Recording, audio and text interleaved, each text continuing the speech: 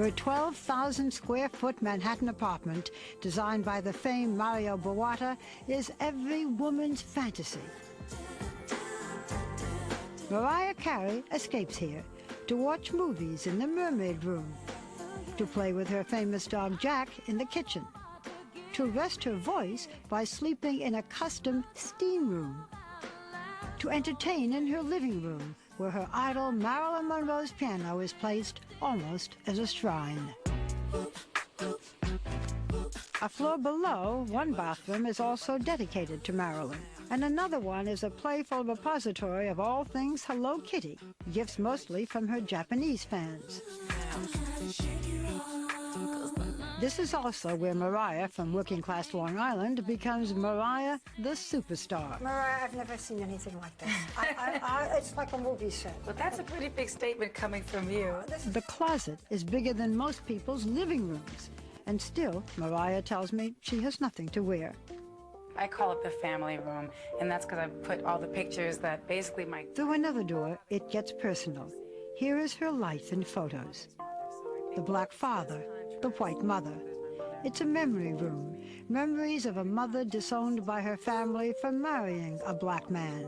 Memories of her parents' divorce and a life of transience and turmoil. This was my thing. The fireplace from her own divorce, the only piece she kept from the broken home. Still, she loves this room.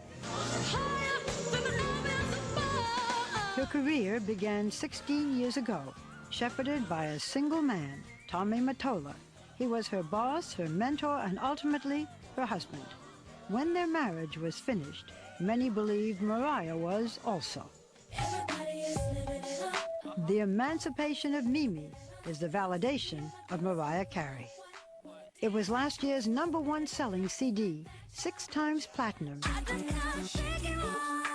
And for the record, Mariah has just tied Elvis with 17 #1 singles.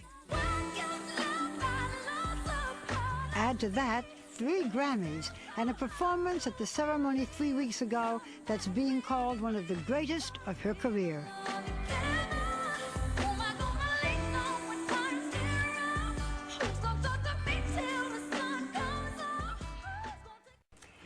You have written or co-written every song that you've sung. Right. That's amazing. And you can't read music. No, I can't. So take me through the process. How do you do it? Let's say I'm working with a great piano player. I can play piano, but I'm terrible. So we'll sit down together, and I'll start humming something, and he'll start playing something. And he'll direct me in one place, and I might say, I'm hearing this chord, and it's almost there, but I hear one little shade of difference. It's humming out chord progressions, because the ideas come too quickly for me as the bleak piano player that I am. I want to talk about the whole business of your being biracial. When you think of yourself, do you think I'm black, I'm white, I'm neither? What? Well, I definitely don't think I'm white, because we have the 1-drop rule in this country, which says if you're 1 drop, you know, it comes from slavery. All that stuff comes from slavery. I think of myself as a human being. You had a difficult childhood. Most people know that, but they don't know the particulars. Right. You know, there was a lot of turmoil because of the fact that I was from an interracial family, and having older siblings who had their own own things going on in their lives. Okay. When you were growing up, your sister was on the streets. Your sister was a prostitute. Did you know? I wasn't supposed to know things that were going on ever in my childhood, but I was inquisitive and I was intelligent, and I knew things that I wasn't necessarily supposed to know. What a childhood.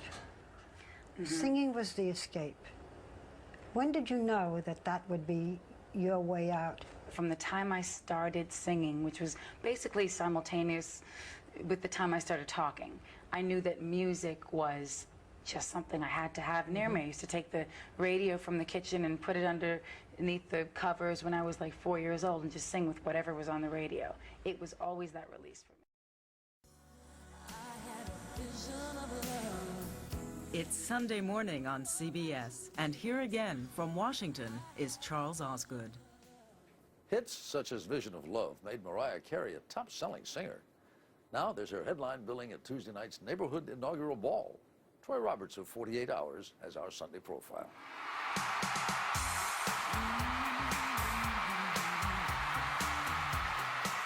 Everyone loves a superlative. The best, the brightest. And pop star Mariah Carey collects one in particular like jewelry. The most.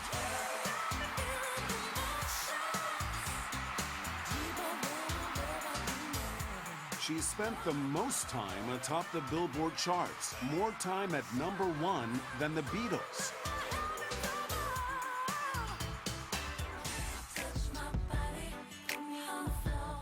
And she's had the most #1 songs of any solo artist. Even more than Elvis, whose record she beat last August when Touch My Body became her 18th #1 hit. It's so surreal. I'm grateful to even be, for someone to say my name in the same sentence as Elvis. I mean, come on.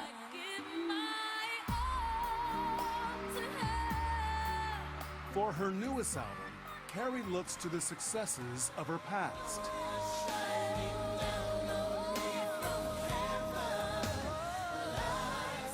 There's songs that I think are nostalgic for a lot of people, and for me as well. So just to release the sort of a retrospective of those songs, I think it's a good time. We met up at Camp Mariah, a camp for underprivileged children run by New York City's Fresh Air Fund. Mariah's long been one of its big supporters. I didn't come from money at all, and I did at one point go to a publicly funded camp. Mariah Carey was a young, unknown girl with a dream. Now Mariah enters the new millennium having sold more than 130 million records worldwide and established herself as the most popular female artist of our time. She closed the last decade with the release of her new album Rainbow, which includes the #1 singles Heartbreaker and Thank God I Found You, which made recent music history. These two songs have become Mariah's 14th and 15th #1 singles on the Billboard Hot 100 chart, rivaling her with the Beatles and Elvis, and putting her in front of all other females in the chart's history.